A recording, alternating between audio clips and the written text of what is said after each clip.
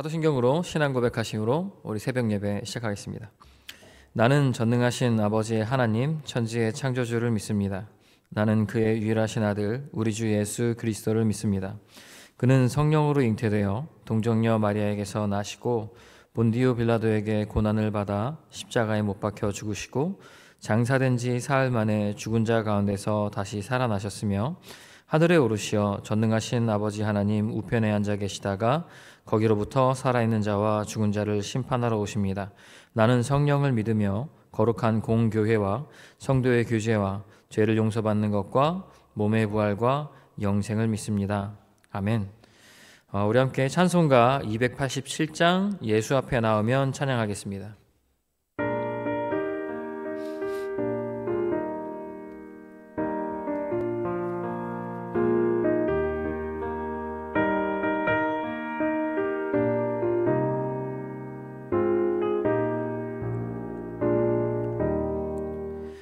예수 앞에 나오면 죄사함 받으며 주의 품에 안기어 편히 쉬리라.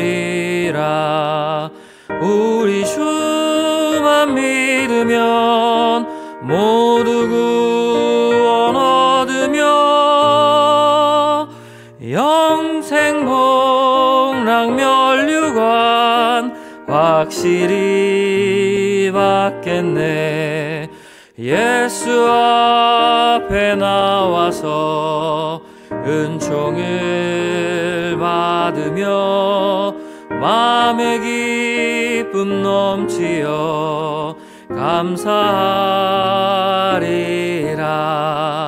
우리 주만 믿으면 모두 구원 얻으며 영생 복락 멸류관 확실히 받겠네. 예수 앞에 설 때에 흰 옷을 입으며 밝고 빛난 내 집에 길이 살리라. 우리 주만 믿으면 모두 구원 얻으며 영생 복락 멸류관 확실히 받겠네. 아멘. 오늘 우리 함께 나눌 말씀은 창세기 9장 18절에서 29절 말씀입니다. 창세기 9장 18절에서 29절 말씀.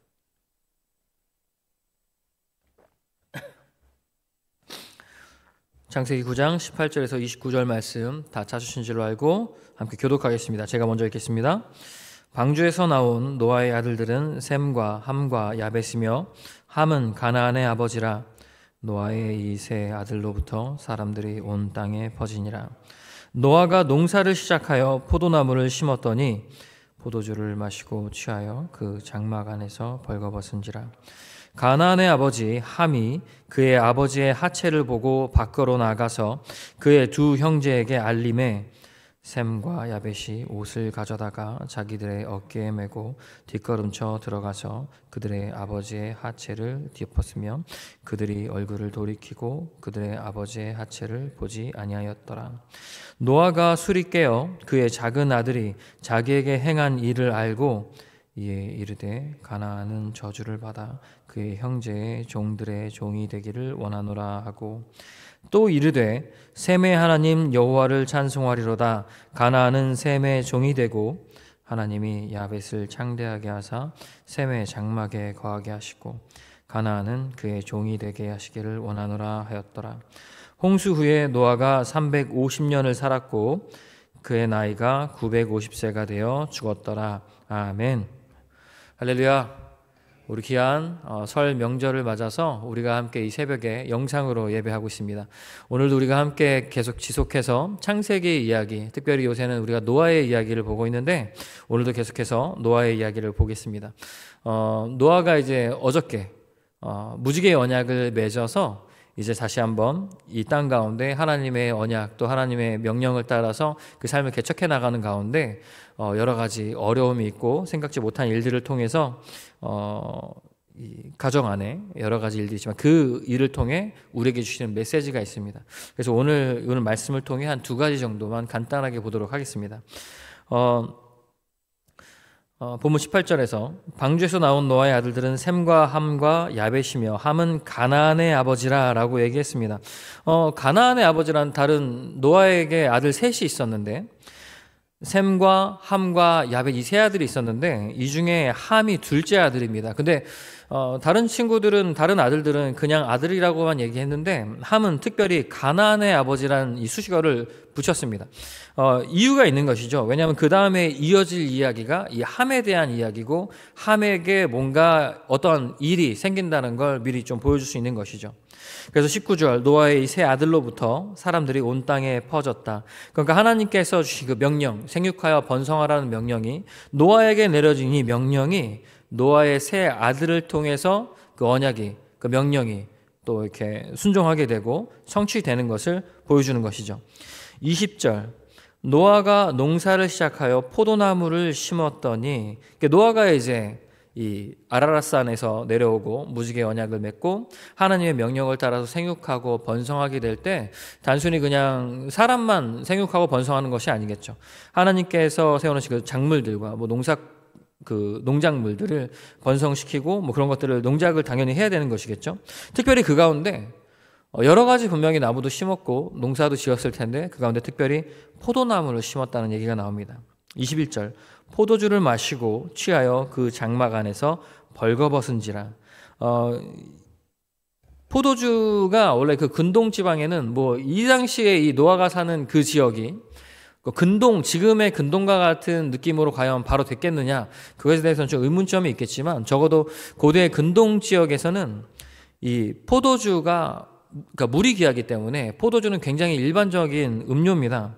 그래서 이 일반적인 음료를 마시긴 하는 것이 당연한 것인데 여기서 특별히 이 노아가 좀 많이 마신 것 같아요. 그러니까 자기의 몸을 컨트롤하지 못할 정도로 마신 것이죠.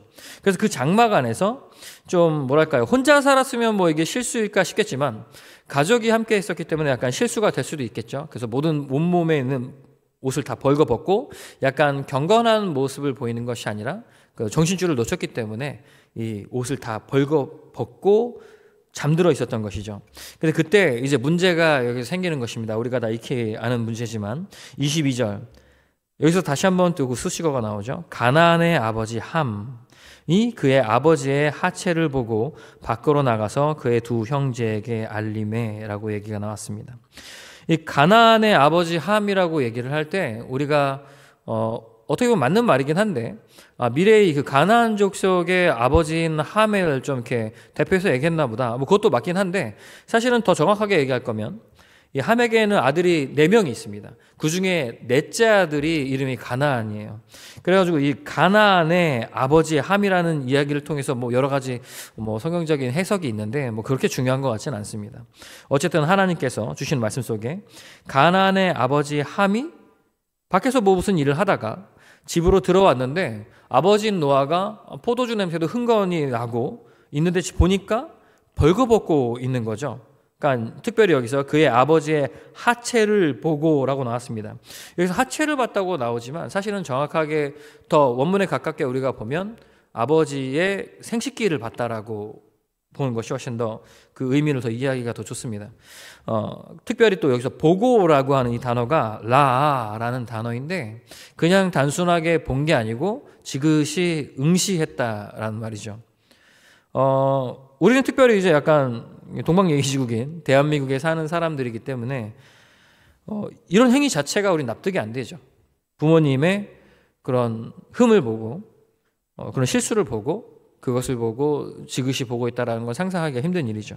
그래서 이 함이 그것을 그냥 단순히 본 게 아니고 보고 아마 속으로도 우습게 보며 여러 가지로 좀 생각을 했던 것 같습니다. 그래서 그것을 밖으로 보고 밖으로 나가서 그의 두 형제에게 알림해라고 나오는데 이 알림해가 단순히 그냥 이제 알렸다, 보고했다 뭐 이런 얘기가 아니고 와야게드라고 해서 이 즐겁게 약간 되게 만족스러워하면서 떠들었다라는 이야기가 의미가 있어요.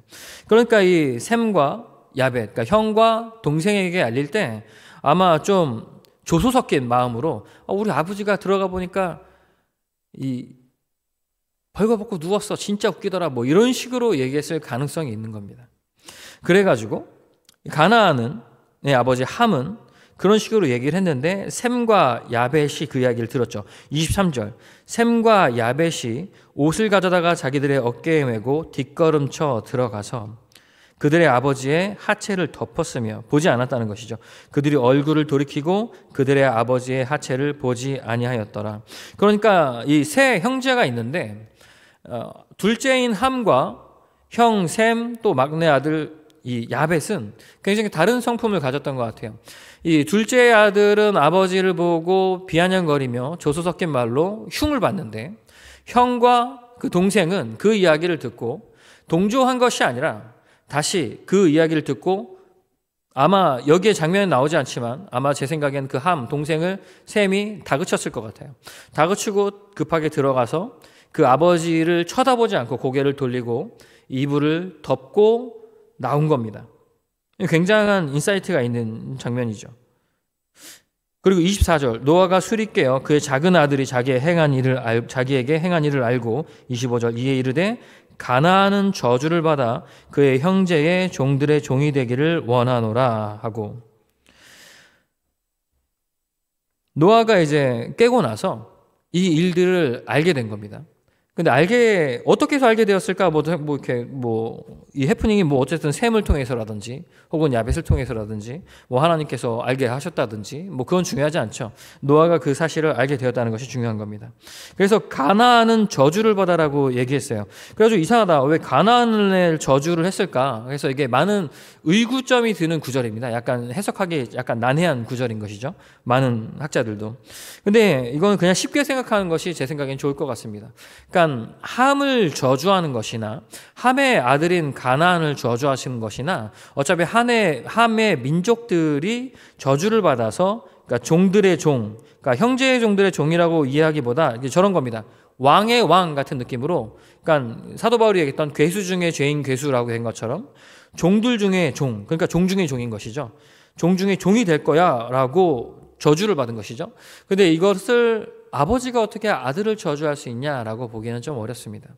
이 안에서 노아의 역할이 이제 하나님의 대변자 역할을 거의 이 당시 하고 있었던 것이기 때문에 하나님께서 주시는 어떠한 선포적인 의미가 있는 것이죠. 그래서 실제로 이 함, 그 가나안으로 대표되는 그 가나안 족속들이 어떠한 일을 당하는지는 우리가 이렇게 다 알고 있습니다. 결국 정말 종 중에 종이 되고 멸망하게 되는 일들을 경험하게 되죠. 그 이후에 그러니까 큰아들 셈을 축복하고 또 막내 아들 야벳을 축복하고 홍수의 노아가 350년을 살고 죽었다는 이야기가 오늘 이야기의 골자죠. 그래서 우리가 오늘 이 이야기를 통해서 두 가지만 바라볼 때 무엇을 바라봐야 하냐면, 첫 번째는 노아가 실수했던 것을 볼 필요가 있습니다. 그러니까 노아가 실수한 것이 굉장히 기가 막히죠. 왜냐하면 그 전에 바로 무지개의 언약을 통해서 그 믿음을 갱신했을 테인데 어떻게 이러한 죄성을 가진 사람의 모습을 드러내고 실수를 할 수 있겠는가라는 생각을 할 수가 있어요. 하지만 우리는 분명히 그렇게 할 수가 있습니다. 우리의 삶을 돌아보더라도 그렇죠. 우리가 하나님을 믿고 예수 그리스도를 우리의 구주로 믿고 고백하였을 때 계속해서 그 거룩한 모습대로 걸어가지 않지 않습니까? 우리가 실수도 하고 넘어지고 때론 믿음의 그 반열에서 넘어져서 방탕한 길, 방랑도 하기도 하고 여러 가지 어려운 일을 겪지 않습니까?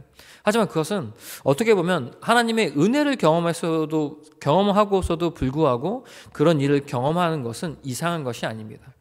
그것이 모두 다 우리가 하나님 안에서 성화되고 믿음을 완성시켜가는 과정인 것이죠. 노아가 그러했듯 우리도 마찬가지로 그런 실수를 했을 때 혹은 그런 하나님 보시기에 죄를 범해서 괴로워하는 경우가 있을 수도 있지만 그것에만 사람이 매몰돼서 그 자리에 머무는 것이 아니라 우리가 그 자리에서 하나님의 은혜를 구하고 일어서서 박차고 그 앞길을, 믿음의 길을 걸어가야 할 그 담대한 믿음이 필요한 것이죠.